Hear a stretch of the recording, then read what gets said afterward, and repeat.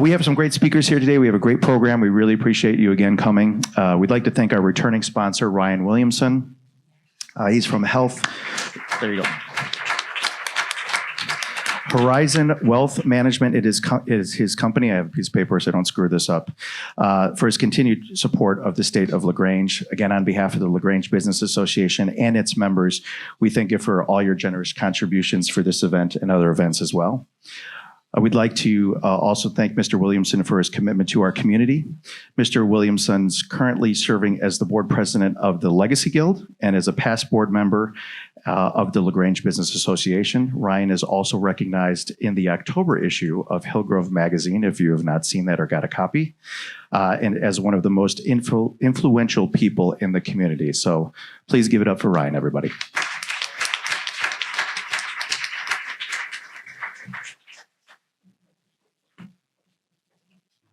I am all those things and many more. I don't know how much time I have to talk about myself, but I thank you, Matt, for the introduction. Thank you all for being here. Panelists, thank you. LGBA, it's amazing the contributions, commitments that you've provided all of us for so many years.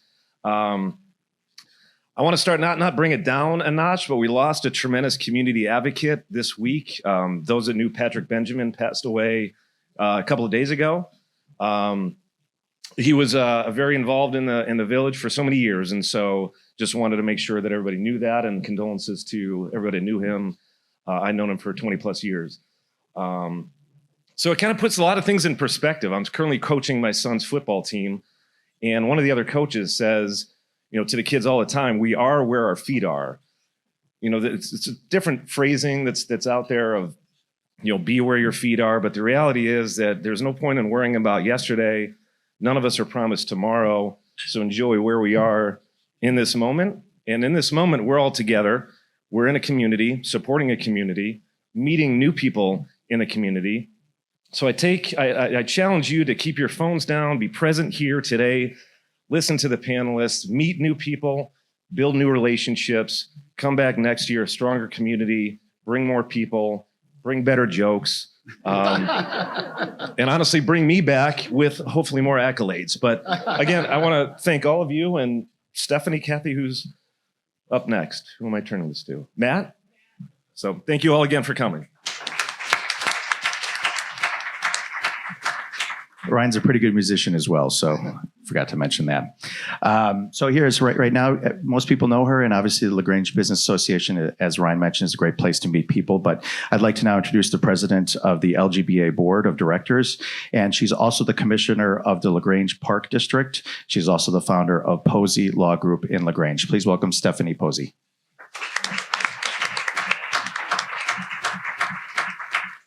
I am so glad to be here today, especially as the LGBA president. It really is a delight to work with all these incredible business owners that live and work here in LaGrange. I've been coming to this event for the entire time I've been a business owner in LaGrange. It's one of my favorite events. This is my third time moderating the event. Just to review, in 2021, I talked about the pandemic pivot.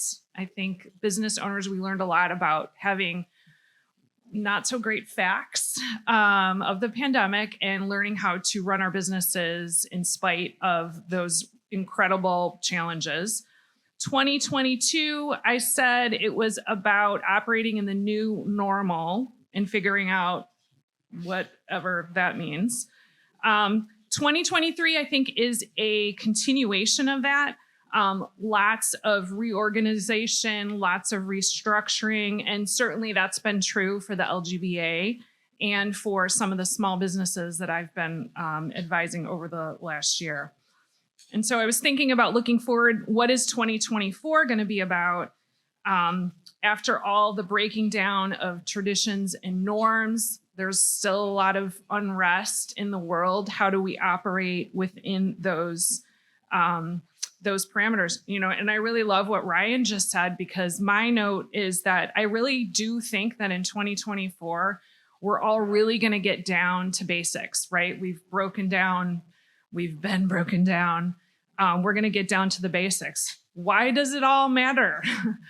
Why is small business important? Why is your small business important? What is your why? And what is all of our part in that effort? I love that Ryan brought up community, because that's really what the LGBA is about. That's why we decided to work and play and live here. We could have chosen any community in the Chicagoland area, but we chose LaGrange to make our friends, raise our family, and put deep roots in the community. And what did you say? I loved your phrase about planting. We are where our feet are. I really like that mantra. So thanks for that. So, dear panel, we are really thrilled to have all of you here today. You'll note that Annie Coakley from Visit Oak Park, unfortunately, she was not able to be here today due to an illness, but we will certainly invite her. She has a lot of really valuable insight and information that we want to bring to our members. So the good news, though, is we have extra time with our panelists today. So first, we'll hear from Mark Kukler. He is, of course, the village president for the Village of LaGrange. The President and Village Board of Trustees constitutes the legislative body of the village, and the village president serves as its chief executive officer. The president and the village oversee the adoption of ordinances and resolutions, an annual budget, approval of payment for expenses and liabilities, determination of policy in which the village operates, appointment of personnel. Mr. Kukler's background in law and accounting has helped individuals in corporations in professional liability cases arising from accounting malpractice, dental malpractice, legal malpractice, and medical malpractice. He also served as the legal advisor at the Office of the Illinois State Comptroller's Merit Commission and is a hearing officer for the Illinois Motor Vehicle Review Board. Mr. Kukler is a member of the Illinois Bar, the Federal Bar, and numerous bar associations and CPA societies. Next, we will hear from Leslie McGranahan. She is the Vice President and Director of Regional Research and Community Development and Policy Studies for the Federal Reserve Bank of Chicago. Her primary research interests relate to the effects of federal, state, and local government policy on individuals and households. She has written about numerous government programs, including the Earned Income Tax Credit, the Child Tax Credit, the Supplemental Nutritional Assistance Program, and the sales tax. She also closely follows regional and national developments in government spending and revenues. McGranahan's research has been published in journals, including the National Tax Journal and Journal of Political Economy. Her work has also been featured in the Chicago Fed Letter and Economic Perspectives. Ms. Granahan returned to the Federal Reserve Bank of Chicago in 2004 after working as a lecturer at the University of Warwick and as a research economist at the Institute of Fiscal Studies in London, England. She received a bachelor's degree in politics from Princeton University and master's and doctorate degree in economics from Northwestern. And then finally, we'll hear from Ute Westphal. She is the program manager for the Illinois Small Business Development Center. She came on board in May 2017 as their program specialist. She has been an entrepreneur in 2 different countries and brings in a solid understanding of today's world of entrepreneurs. In addition, she's been coaching and consulting with small business owners for over 4 years. This position requires a broad knowledge of industries and all aspects of starting and managing a small business.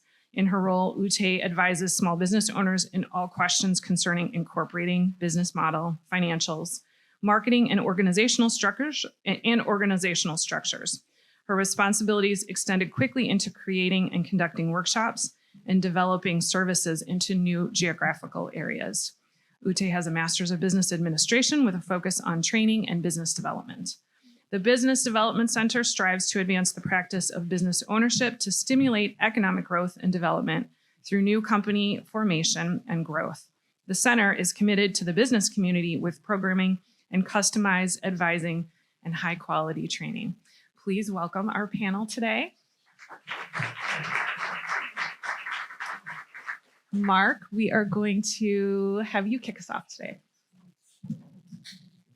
Thank you, Stephanie, and thank you, Matt and Ryan, and Leslie and Ute. Thank you for coming out to LaGrange and joining me on the panel. With your credentials, I'm sure I've brought down the average on the credentials, but thanks for joining us. Before I start, I won't start with a joke, but I will start with a plug. And I want to thank the American Legion for hosting today's event or having it hosted here. They are having their fundraiser on November 3rd here, and they have flyers. If anybody wants to put a flyer in their business window, they sure would appreciate it. It's one of their main fundraisers, and it's going to be a Las Vegas style concert event. So think about putting up a flyer, think about attending, and I know it will be a great event. I was at Hortons and saw John Rod earlier today, and we both kind of said at the same time what a great event this is, because we get to talk about LaGrange and some of the wonderful things about LaGrange. And it really is, as Stephanie said, a great place to raise our families, and it's because of people. And since it's the LGBA, the people, what is that? It is the business owners, the ones that have dedicated their lives to making our communities better, more enjoyable, more diverse. We have obviously great restaurants in LaGrange. A lot of suburbs are known, oh, they have every chain restaurant you can imagine. That's not LaGrange. We have the independent operators, the ones that have dedicated their lives into their business, and we appreciate that. We have the small businesses, the shop owners, and it's just a wonderful thing, all their contributions. And so I think it's something that we can celebrate, and we definitely celebrate along with the LGBA. Again, Ryan, thank you for sponsoring today's event. It's wonderful. Kathy, Nancy, and Lori, thank you. And the others at the LGBA for all your efforts with this event and everything you do throughout the year. As our business leaders, you're really the character of our community. You collaborate, you share your talents, and you make us stronger as a village. And we on the village board really appreciate all your efforts. And we look forward to working with you as true partners. In that regard, I'm joined by Jack Knight, our village manager, and Charity Jones, our deputy village manager. They head up our staff. Our staff is a great professional staff, and they're there to serve you. So if you have questions, if you have needs, please reach out to them. They want to try to make your lives easier where they can. So please don't hesitate. And again, thank you, Jack and Charity, for all your hard work and your teams. I'm happy to share how the village is working with our many diverse partners today toward our shared goal, which is a vibrant LaGrange. We used to say we were the best suburban downtown, but now I've moved it to we are just the best downtown. And it's really because of your efforts. And so thanks again. On economic development, the village has a long history of working closely with partners like the LGBA, Visit Oak Park, the West Suburban Chamber of Commerce, and others to showcase our businesses through special events and promotional campaigns, and to engage in a dialogue about strategies and programs to support local businesses. Our local economy continues to grow because of our solid foundation and partnership. LaGrange welcomed over 30 new businesses in the last year, including Pet Supplies Plus, that's in the former Pier 1 space, Swanson's Deli from Beverly, where I grew up, at 74 South LaGrange Road, 505 Suites, just down the block here, which is a shared workspace. Joining LaGrange soon, and the sign's been up for a while now, D&D Place Donuts, Stretch Lab, Uni Uni Bubble Tea, the Wooden Paddle, which again has been under construction for quite some time, and I think it's a supply chain issue that I know a lot of people have experienced also. But the Wooden Paddle restaurant has begun construction at the former Pillars Community Health Building at 23 West Calendar. It'll be both a restaurant and a banquet space. This year, we're also joined business in celebrating milestones and expansions. Milk Stop Cafe's new West Side concept is offering a lunch fare and again has banquet space available. Classic Cinemas, the LaGrange Theater, celebrate a milestone this year. After 1 year in business, The LaGrange location decided to further invest by expanding to include 3 new auditoriums. The theater's investment has brought over 180,000 visitors to LaGrange over the course of the year, and the village's partnership with the theater generated $55,000 in amusement tax that the village allocates to economic development initiatives.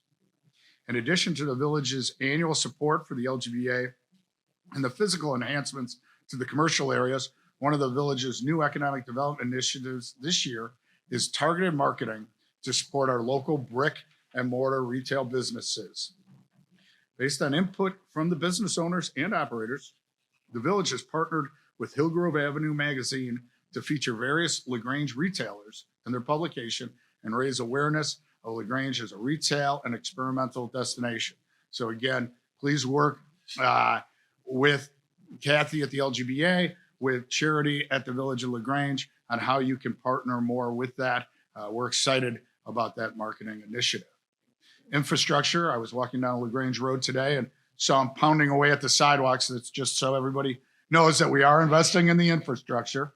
LaGrange businesses and residents rely on the basic services of government. Things like roadway infrastructure, public safety, emergency services, sanitation. They have the foundation for necessary thriving, the backbones so that your businesses can serve your customers and clients.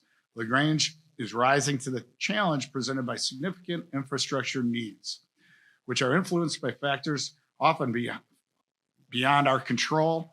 As many of you know, flooding is one of the utmost concerns for the village. Flooding we experience locally has over time been exacerbated by regional growth and climate dynamics. More recently, flooding relief for the areas south of 47th has been delayed by litigation with Hanson Quarry. The village stood firm, prevailed in the litigation, and we're proceeding with the 50th Street project. Concurrently, we're working with our consultant engineers to develop comprehensive stormwater management plans for drainage basins located north of 47th. I'm grateful to announce, through a partnership with Cook County, grant funds in the amount of $325,000 are available to support the village's residential sewer backup prevention grant program, which provides important protection. And that's what we're doing there, is paying half the cost if a resident homeowner wants to put in either a backflow protector or an overhead sewer. We've been doing it for a couple of years. It's been well received by the residents. This year with this grant, we're hoping to encourage everybody to apply within the next year to take advantage of it. The State of Illinois Lead Service Line Replacement Act became effective January 1st of last year and has added significantly to our needs to invest in our water system. The act requires all service lead lines, which is the water line that runs from the public water main into the private home or building, to be removed and replaced. The Illinois EPA estimates a cost of $5.8 billion to $10 billion to implement this. To address challenges such as these, LaGrange has established a strong network of local, regional, state, and federal partners so that we may work together on developing solutions. An example of this is the village's ongoing effort with the Water Reclamation District on several initiatives targeted at flood mitigation. In 2021, the Federal Infrastructure Investment and Jobs Act was passed, approving over $500 billion of infrastructure investment throughout the country. It's kind of a once-in-a-generation funding opportunity that will hopefully provide significant new infusions of capital to existing federal programs and create new funding opportunities, most of which have been awarded on a competitive basis. We continue to work with our Congressman Sean Casten and Chuy Garcia, and trying to secure those dollars. That both congressmen have expressed willingness, have been working to get funding. As everybody knows, Congress is currently on a little hiatus, and I'm not sure anybody's working out in Washington right now. But when they get it figured out, we're hoping that our congressman will be able to secure those funds for us. State, counties, and municipalities across the country are preparing to position themselves to submit successful applications. the village has begun a thorough analysis of its infrastructure systems with the intent of consolidating into 5 to 10-year infrastructure capital plans.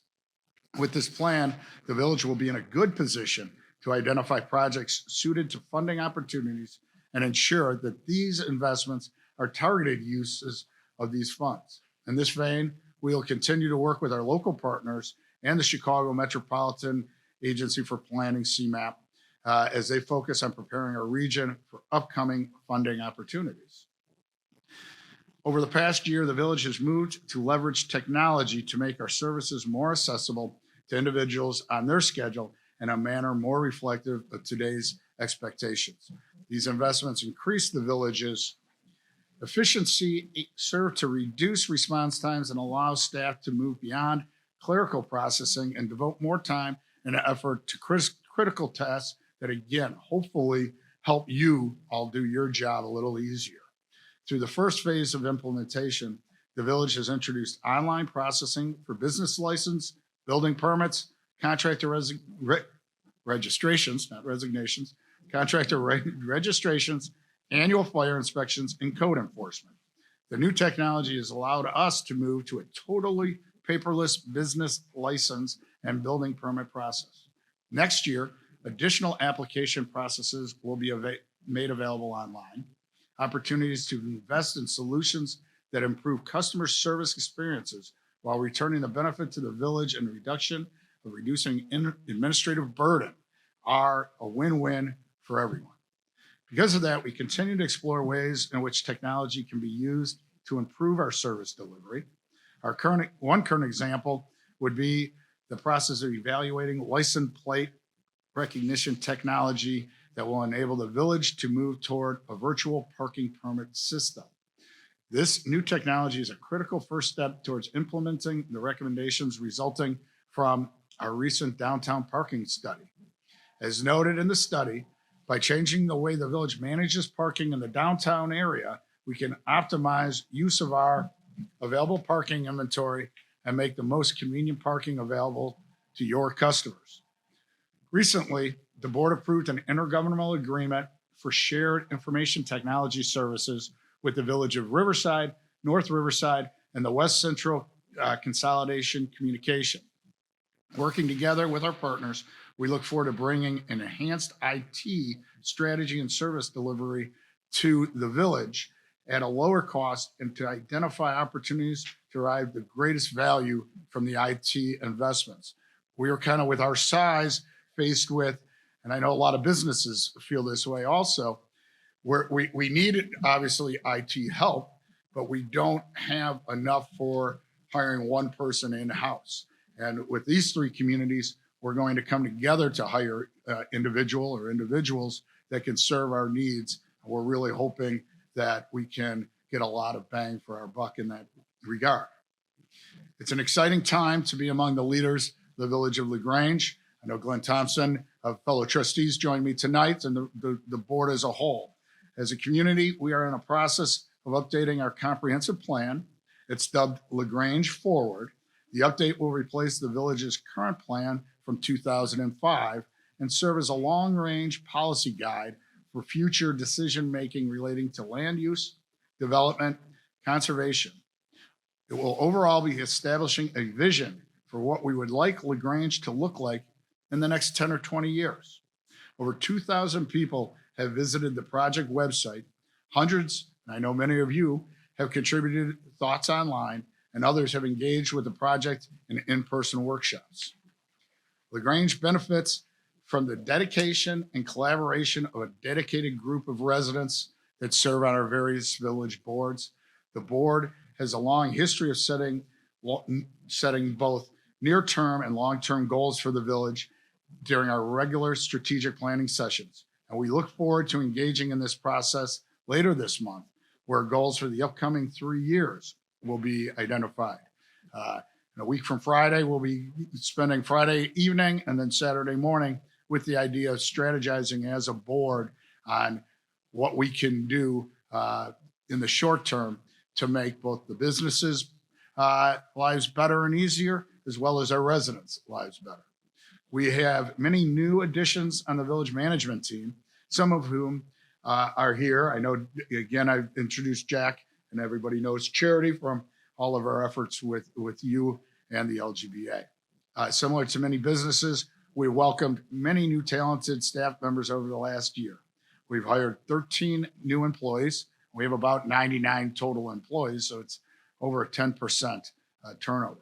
Each of these individuals applies their prior experiences, professional expertise, passion for local government to best serve and benefit the community with new police chief, new fire chief, new human resource person, new head of finance. So really big roles for us. And those department heads have set about hiring and filling their vacancies. So they've hit the ground running, and we're thrilled that they've joined us.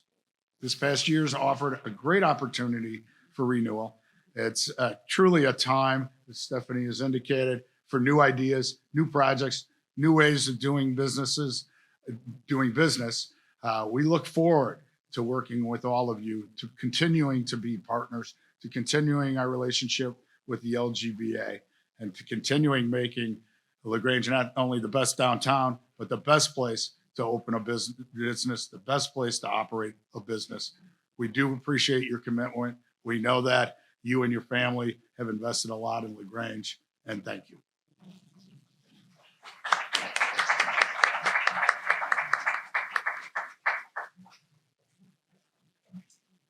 Thank you, Mark. Before I turn it over to Leslie, I just want to note there are some blank note cards on your table. If you have any questions for the panelists, please write it down. We will have quite a bit of time at the end of their presentations for you to ask questions. This is your access to the great business minds in our area. So next up, we have Leslie, who is going to talk to us a little bit about the economy. Yeah, so I just have a few slides and wanted to talk about kind of like what the current economic developments look like, and hopefully this will.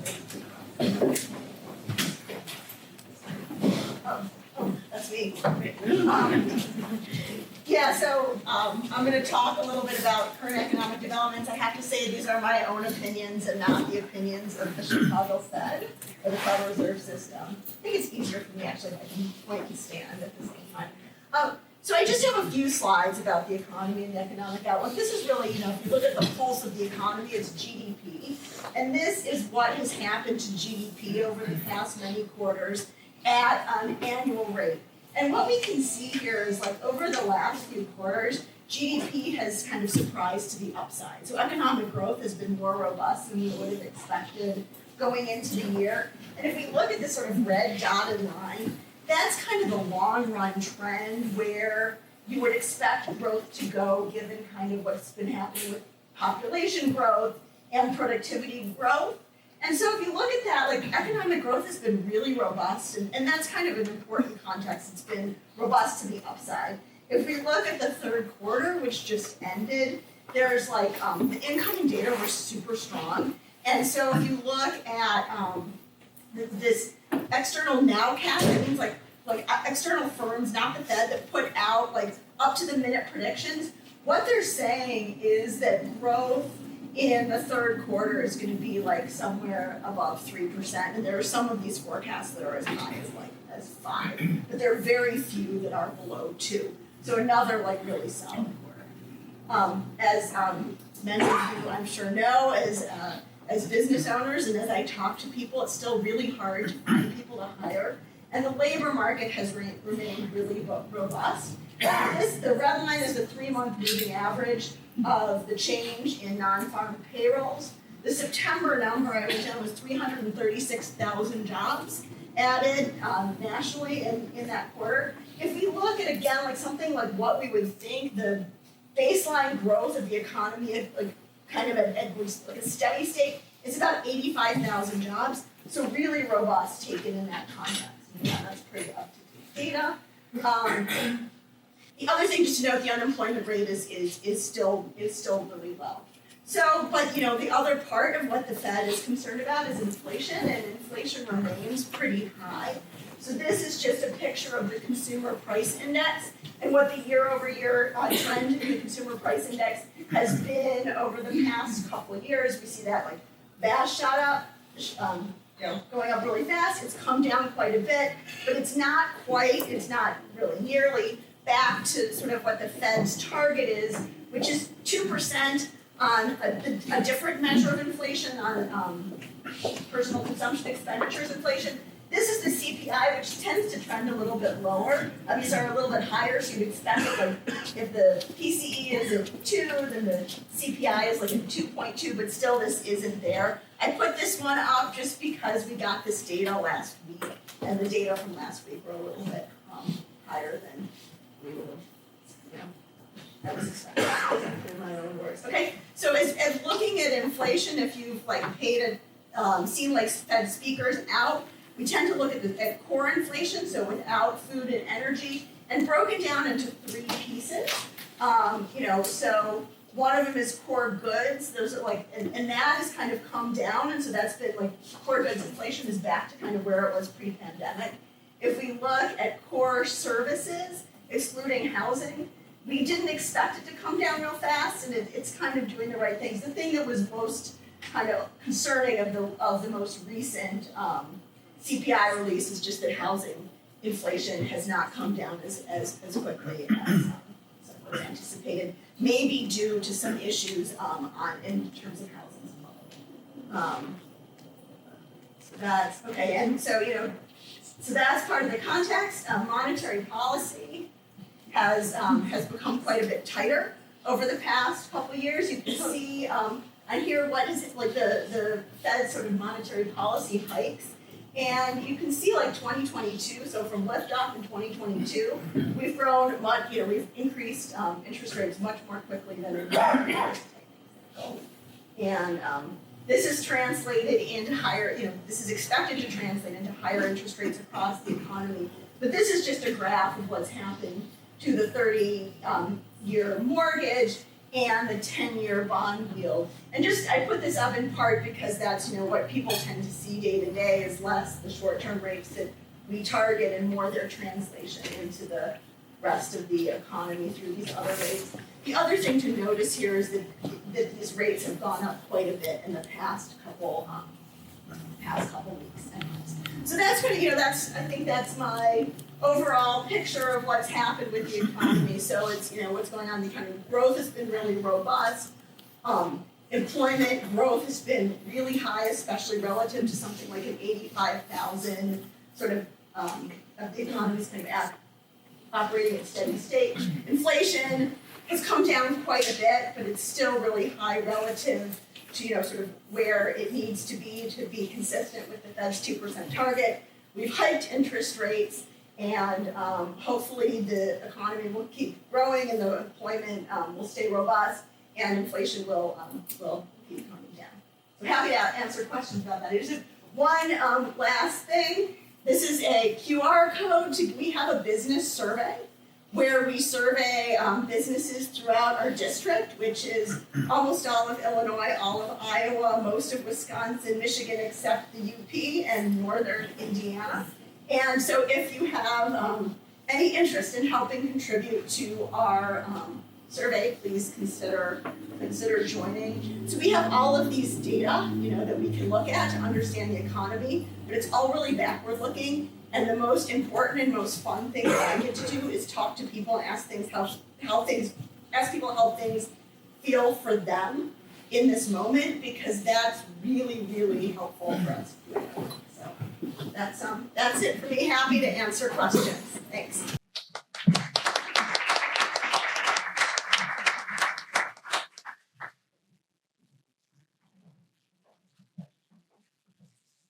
Thank you, Leslie. Again, make sure that you're writing your questions down on the note cards. We'll collect those at the end and unleash them on the panel. Our final speaker today is Leslie McGranahan. Welcome. We just had. I'm sorry, Leslie. Welcome again. We could totally do this together. Ute. Absolutely. Sorry. Ute Westfall. Thank you. I don't have a joke. I'm German. We don't do jokes before 5 o'clock. Call me at 5:01. I wear a lot of hats, and I would like to tell you who I really am. I am a certified business advisor. Yeah, I manage a program. Yes, I do training, but what I really do is one-on-one in a confidential setting, talking to business owners and often their staff about what is really going on. One of the most prevalent comments, why rarely does a business come to me and says, "Hey, Ute, we would like to talk to you because we're doing so great." Rarely. If you are one of those businesses, please give me the joy and come with that. Most of the time they come and they say, "We don't understand.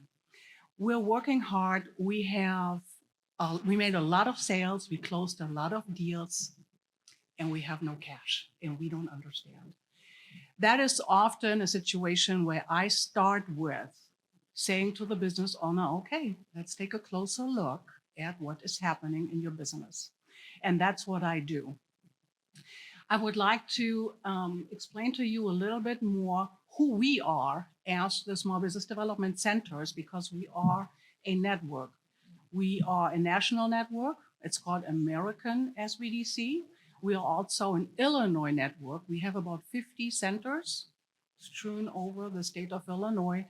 With us located in Glen Ellen, we are the only SBDC here in the area of DuPage County.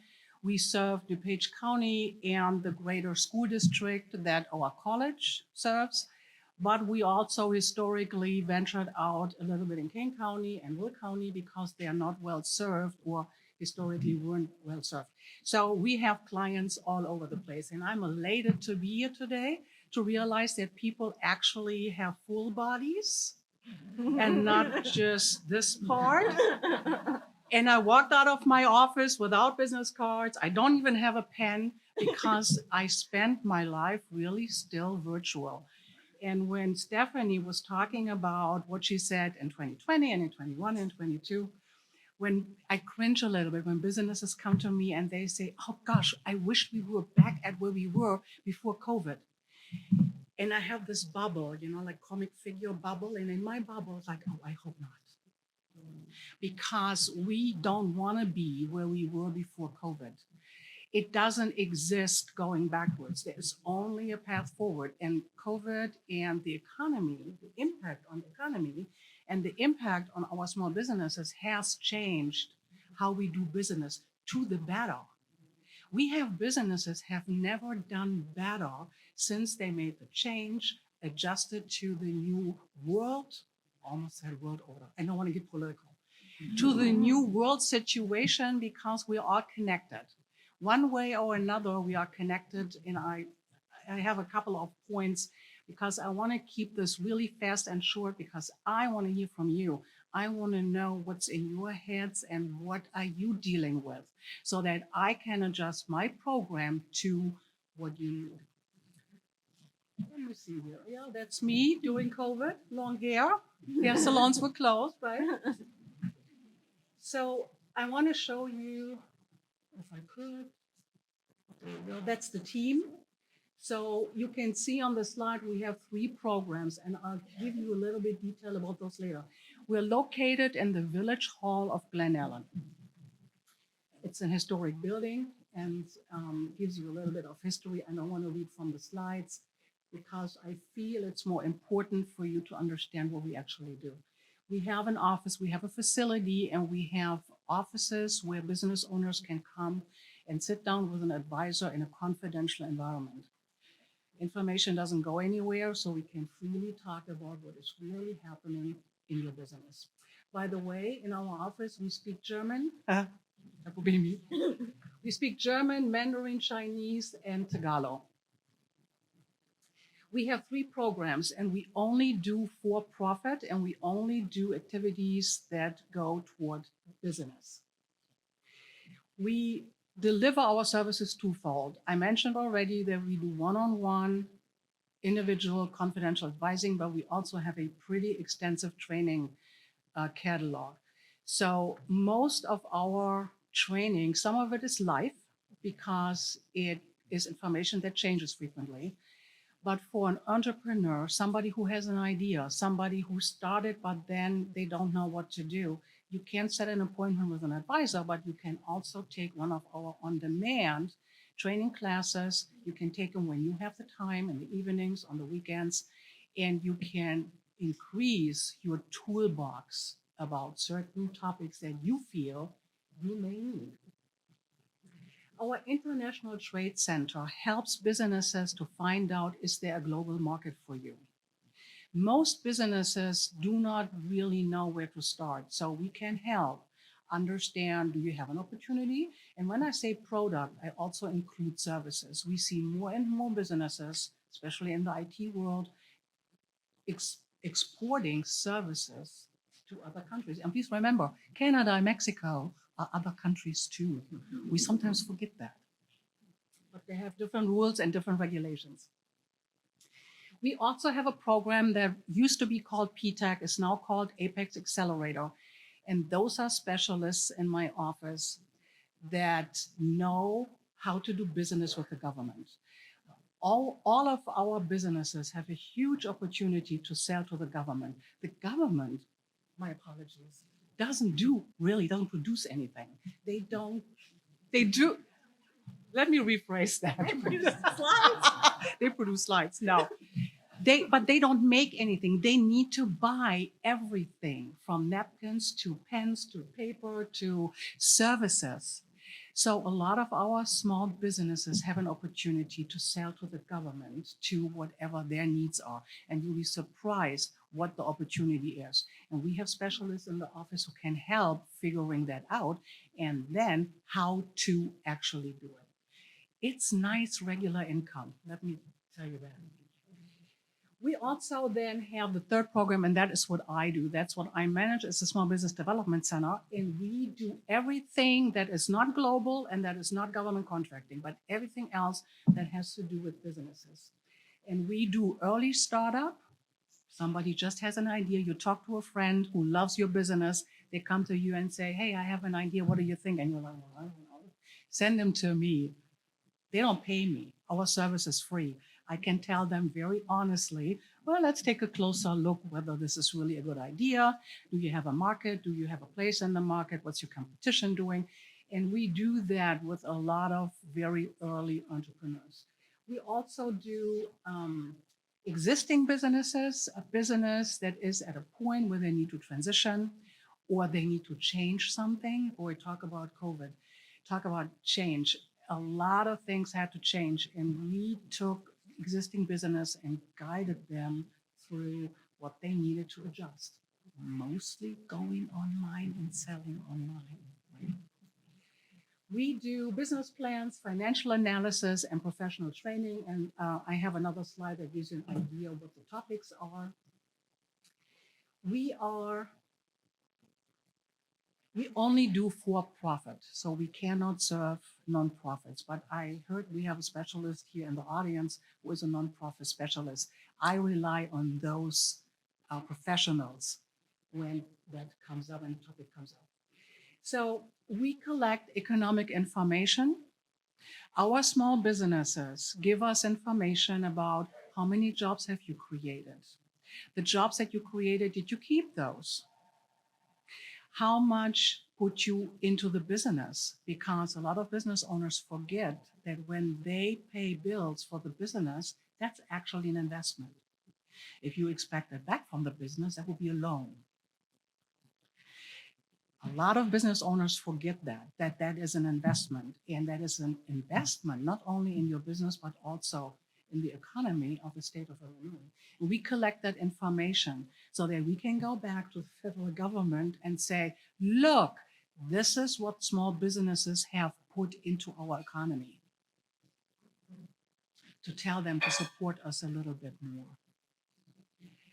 Here are the, and I'm sorry, the slide we had some translation color issues, can you tell? These are the topics that we tackle. We do finances, funding, operations management, marketing, and I have to look at my original slide, I can't see the rest, cash flow support, operations, government contracting, and global exporting. So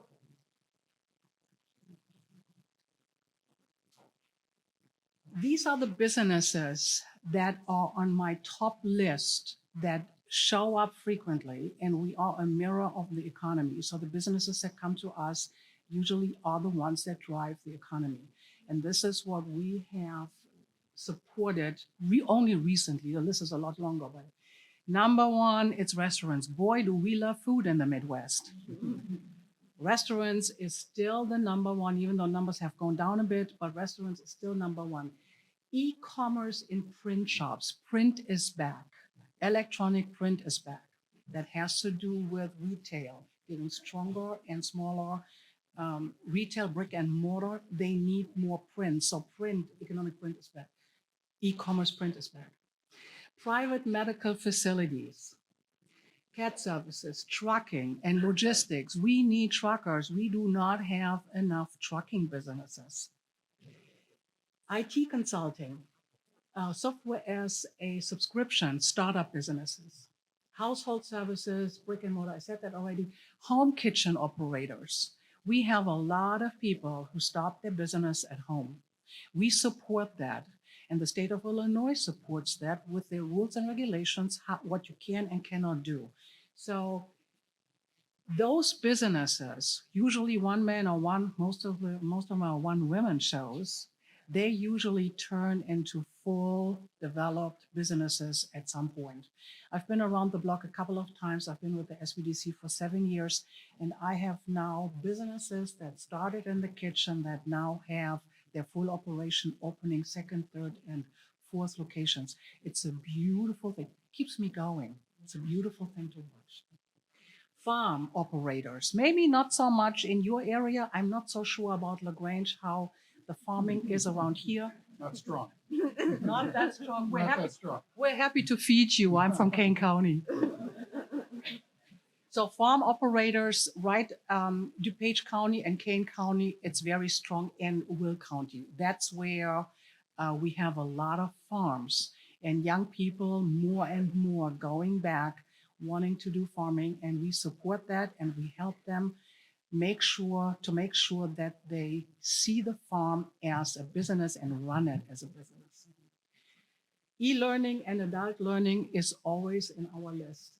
These are the topics that we cover in training. You don't have to come talk to anybody. You can just listen first, write down your questions, and then make an appointment with an advisor. Just to give you an idea of what we actually did last year. So we helped our small businesses to obtain $5 million in loans. Now, the average loan is about $22,000. Now divide that, how many businesses we were able to help. And funding was not easy to get. And she's laughing. Was not easy to get. And I could have picked up on the slide where we were talking about monetary policies. When the microloans, which is everything under 50,000, reached 12% interest rate, I stopped drinking coffee. I didn't need coffee anymore. It was very painful because if you have a $12,000 loan and you pay 10% interest rate, well, the question that I have is, do you really need that loan? Because you're paying $1,000 a month just on interest. It makes no sense to me. And that hindered quite a bit our startup economy, definitely. Did you know that the average small business starts on $17,000? That is the initial investment of most of our startup companies. I found that interesting. So 5 million was a lot last year in funding. We had $27.5 million that our global businesses brought in through our help obtain contracts. We helped 70 startup companies. We had over 1,000 businesses that come through our door. And I screwed up that slide. It's supposed to be 50 million in government contracts. So we helped small businesses to obtain about 50 million in doing business with the government. That's nice revenue. So we served about 1,400 businesses all in all through all programs. We had over 100 training events, and we, on average, train about 1,000 people that go through our training per year. Sometimes it's less, sometimes it's a little more. It depends. Now, what do I see what the challenges will be in 2024? And I'm really interested in hearing from you what you think your challenges will be. Here's what we see. Cyber sales and cyber security is our number one challenge in 2024. We do not have enough businesses that actually take a look at what it needs protection. What data am I collecting? What data needs protection? And what happens if I'm being hindered through a hacker to do business? What happens to my business if I can't access my computer? If I can't access my data, what do I do then? So we are helping our small businesses with training and with checklists to kind of calm down because the threshold is pretty high. It's a little intimidating to start with cybersecurity issues. But the good thing is you don't have to do it alone. Let us help you to analyze what in your business may need protection. The global economy, well, recent events. Who bought gas this morning? I didn't. I drove right by and I'm like, I'm going to wait a day or two. It fluctuates a lot, so there's a lot going on. We are getting used to having problems in our supply chain. So sourcing products is a problem, has been a problem since 2020, actually since 2019, and it's not getting any better. So supply chain issues is something almost everybody in a small business has to deal with. We have a highly competitive landscape. In the United States, we have everything. Everything is covered. There are not that many new ideas anymore. What that means is when you start a business or you have an existing business and it kind of goes not where you want it to go, it's probably because of your competitive landscape and you need to look at what's my niche. Where do I need to grasp? Where do I need to go in? What are my competitors not doing so well where I may have an opportunity? And vice versa, what do they really do? What do they do well that you might want to copy and implement in your business? So we are networking more. We have more situations where competitors become friends in the business. You're sitting here together, you're meeting with each other. I'm sure that you have met this morning somebody where you feel maybe we should do something together. It's the two retail stores next to each other. It's the restaurant and the theater next to each other. We can feed off each other. It's not so much competitive anymore. And that is something that is for some businesses a challenge to find out who do I need to partner, who are my people, what do I need to do to find my niche without getting out of the market, which is always an issue. Higher labor cost, we talked about that. We have the same amount of people working. I don't think that many people died off in the last 3 years. I mean, they die off at a normal rate. We have the same amount of people, but the labor market has changed, right? So the businesses have a problem with their financial model. They cannot afford what labor is now requesting. And that is a problem. It's a problem for everybody. It's a problem for the workers. It's a problem for the businesses. So we have to find a way to mitigate that minefield. And it's a minefield in the labor market. Changing demand. Boy, changing demand. The consumer is a fickle thing. You do your research yesterday and you think you figured it out. And today they're like, nah, we don't like that anymore. So being in contact with your customers and asking them, they tell you what you need to do. They tell you what they want you to sell. They tell you how they want it. They tell you how it needs to be packaged, what the convenience is. They tell you, talk to your customers. The businesses have changed. We have less generalists in business. If you're an IT consultant and you offer IT services, you often don't know anymore, who do I need to talk to? This person has this specialty, this person has that specialty, there's IT, there's marketing, there's sales, and you don't even know anymore who to talk to. So the landscape of doing business face to face, one-on-one, business to business has dramatically changed. And again, goes back to you've got to ask your customers what they need, what their needs are. I'm not even sure if I should go in there, but since I'm here on the panel, here's my advice how to mitigate the challenges that are coming our way. You got to plan, analyze, plan, and then leave the competition behind by having a better idea. That is today's innovation. It's not so much having that novel idea, doing something totally different. As I said earlier, we pretty much have it all covered. It is how you do it and what exactly you do. Increase your market share. Show me, let's play. Show me your hands. How many of you know what your market share is in your industry? I'm going to go home now. You need to know what your market share is, because if you don't compare your revenue to the overall market, how do you set goals? And it's we are in the fall of 2023. This is the time to make plans for 2024. Where do you want to be? What do you want to do? How much money do you want to make to retire in 2026?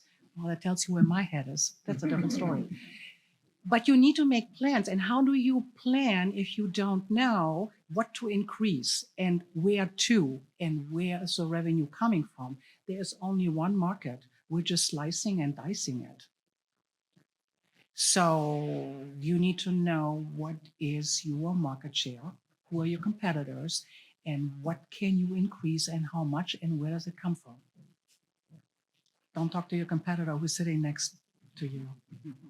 We don't want to have any fights breaking out. Know your vendors.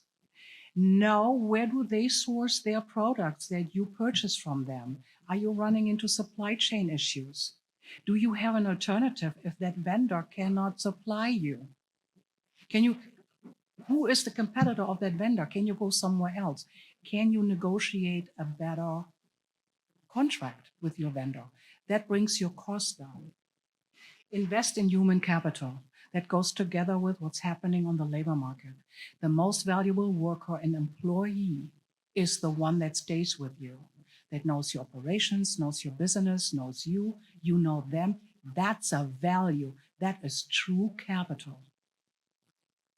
We're leaving the times a little bit behind where we were very quick in hiring and firing. It's a system that doesn't work that well anymore for small businesses. If it ever has, I question if it really ever worked well, because every time an employee leaves, they take something with them. And that skill that they take with them, bringing it somewhere else, it's a capital loss for you as a business owner. And talk to your customers. I said that twice. I really believe that talking to your customers is key.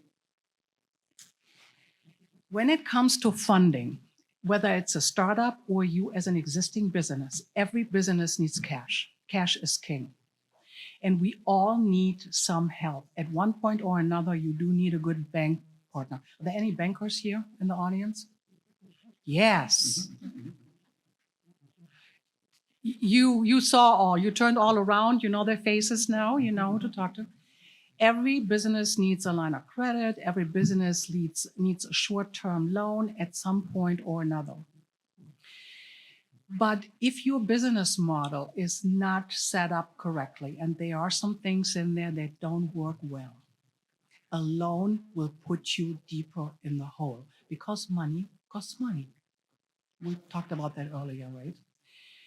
So the ring of fire, I guess it came from the eclipse. Everybody was talking about the eclipse before the drama in the Middle East happened. So I did the slide before the big drama, when we were still all talking about the eclipse. The ring of fire in business really is to increase sales. We forget that sometimes. It's not how to get a loan and how to get a grant. It's about what do I need to do to increase sales. That will take care of a lot of problems in the business. To know how to increase revenue, where's it coming from, how do you do it, and by how much. And that's really what I do in my day-to-day. And we thank our sponsor again. I wasn't supposed to say that, but it was the last slide. Thank you so much for having me. This was a joy to share with you what I do. And I now want to know the questions. Thank you. Thank you. So we do have a couple questions. Okay, so this one is for Leslie. What's it going to take to get inflation to the, is it 2% target? Yes? To the 2% target.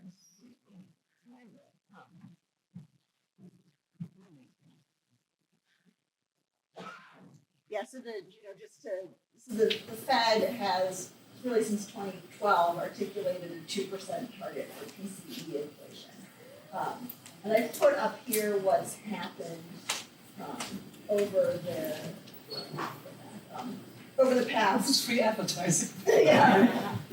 If we look, I mean, there are two questions to this, and one is sort of mechanical, and the other is almost theoretical. So if we look back at okay, here we go. So in order to get sort of back down to the 2% target, you really want these three lines to go kind of back towards where their trends were. Right, we were a little bit below 2% prior to the pandemic. This is in a little bit of a different, because this is CPI, this tends to trend a little bit lower. So like mechanically to get back to 2%, what we've seen goods inflation kind of go back to zero, so that's helpful. Housing needs to continue to, so housing goods and services needs to continue to trend down. And there's a lot of optimism around that because rents have come down. So really to watch whether it's happening is, a lot of the story is to watch what's happening in the housing market and to watch housing. And again, like there's some optimism in that market because rents have kind of come down quite a bit. Rent inflation has come down quite a bit, and housing is expected to do that. Now, that's kind of like the mechanical piece. The Fed is exceedingly committed to get inflation down to 2%. So hopefully, like the monetary policy, the monetary policy changes that have occurred so far will be sufficient to get inflation down. If they're not, monetary policy is going to have to be more aggressive in getting it down. So it's sort of the optimism is a lot of the trends are in the right direction, and there's still a lot to come from monetary policy as it pushes through the economy. But I think if need be, and things aren't heading in the right direction, then more monetary policy tightening is needed to get to 2%. That will happen. Okay, so I have a question. I noticed that the industries that Ute was mentioning, they're not including like support services. For example, I'm thinking of the sandwich generation that many of us are in, including myself, who's raising young children and trying to provide support for children, but also starting to take care of our aging parents. I think LaGrange is uniquely situated because there's a variety of housing for families that want to age in place and also raise their children. How is that not part of the economy, and how is that impacted? Because I feel like that is a that directly impacts a small business owner, in particular a women business owner who may be stretched very thin with taking care of parents, taking care of children, and also trying to take care of their business. So we think in these pictures, like these are sort of like really high level pictures and kind of what's going on behind them. I think one of the things that one of the things that we're seeing, right, is you see this growth in employment, and part of what's happening there is actually the employment, the labor force participation rate of women in this like prime age group is the highest that it's ever been. And I think a lot of that is that there has been this increasing flexibility within the labor market that is making it easier for women to return to work. And that's part of what's allowing the economy to grow as much as it has. That's also an interesting post-pandemic story. So I think that, and I'm not sure that that's getting to your question, but I think it's like part of what's going on here is that the flexibility that has come in the labor force is allowing more ability for like women in our age group with kids at home to be able to participate more in the economy. And that's part of why the economy's been able to grow. I think it's interesting. I'm looking forward to seeing how that area develops going forward, because the businesses that I'm working with, that is really impactful. I think that adds another layer of stress that's not addressed. So I hope, Ute, you see businesses trending that fill that gap. Okay, so other questions that we have is, Ute, there's a question for you. How does a small business figure out their market share? Love the question. Well, you have resources available. LaGrange has a public library, right? Mhm. So the public libraries have business databases where you can go in and you can look at your competitors, for example. So it depends on what you're looking for. Are you a local retail store? Then you're looking really at your geographical area. But if you sell statewide, if you sell nationwide, you have a different market. So you need to first determine what is your market geographically, what is your market demographically, and then you can go into those resources. As a business owner, I have access to the COD library, and we have access to business databases that can also give me information about your competitors. So you tell me who you are, and I pull up your competitors, and census.gov, as well as the IRS, publishes data. If you have recently filed your tax return, you may remember that there are questions on your tax return that don't have that much to do with you paying your taxes. It has to do with your industry. What is your NICS code? What's your SIC code? What industry do you belong to? And that information, together with your revenue, is being published. That's public information. So you can pull up your own, how you look to your competitors, and you can look up your competitors. And if you total those up, there's your market. That's exactly how you do it. And you then set your revenue in comparison to that. That gives you a pretty good idea where you are, which is your slice of the pie. Did that answer the question? I think so. Thank you very much to our panelists today. I'm going to bring up Kathy DeMonico, who will give our closing remarks, and then we'll have some more time if you choose to stay and network and ask our panelists direct questions.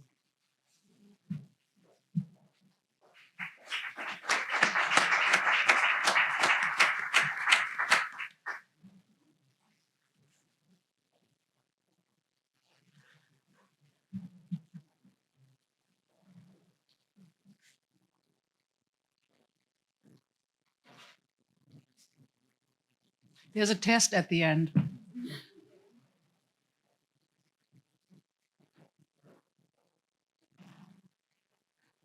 We're almost there.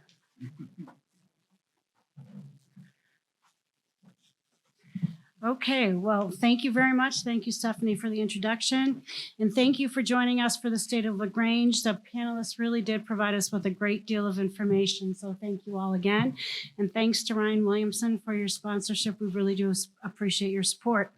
Before we adjourn today's meeting, I wanted to share some calendar dates with you all, just to make sure you get things down, because it's going to be a busy season for everybody. LaGrange After Work is scheduled for October 26th at 5 o'clock. This is a special speed networking event that will be held at 5 o'clock at the LaGrange Historical Society. So thank you to the Historical Society for hosting us. Sign up today. This is a great opportunity for all of you to come on out, meet new people, or learn new things about people you already know. So we're looking forward to that. November 2nd, there is an event for a gift program or gift certificate program called Gifty. We are hosting a webinar for all those who are interested in learning more about bringing more revenue back into your stores or your restaurants, or even if you're in the service industry.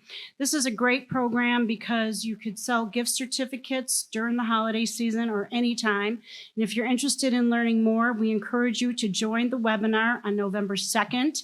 The link for the webinar, it's a Zoom meeting, is actually in the newsletter that went out today. So if you need more information on that, or if you need the link, please let us know.